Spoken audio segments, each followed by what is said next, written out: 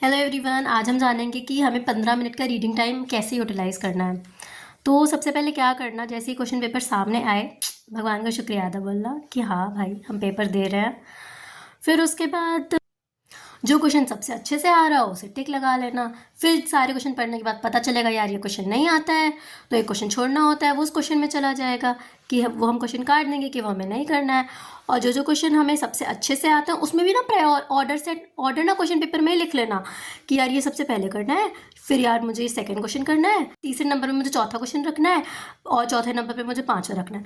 और एक चीज़ याद रखना, क्वेश्चन नंबर 1 करना कंपलसरी तो होता है, पर ज़रूरी नहीं है कि हम सबसे पहले करें, ठीक है?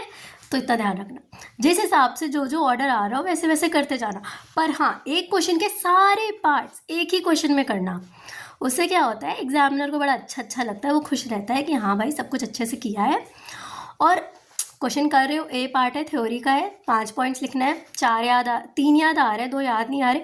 अब लेकर के मत बैठना कि यार ये अब याद नहीं आ रहा है, अब यही करना है। नहीं नहीं, आगे बढ़ जाना, जब याद आए तब लिख देना।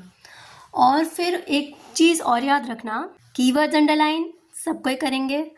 एंड देन ए पार्ट आ रहा है, बी आ रहा है, सी नहीं आ रहा है, स्पेस छोड़ देना, डी पार्ट कर लेना, आगे बढ़ जाना। और एक ही क्वेश्चन में बैठे मत रहना, बिकॉज पूरा पेपर करना, कंप्लीट करना बहुत इंपॉर्टेंट होता है।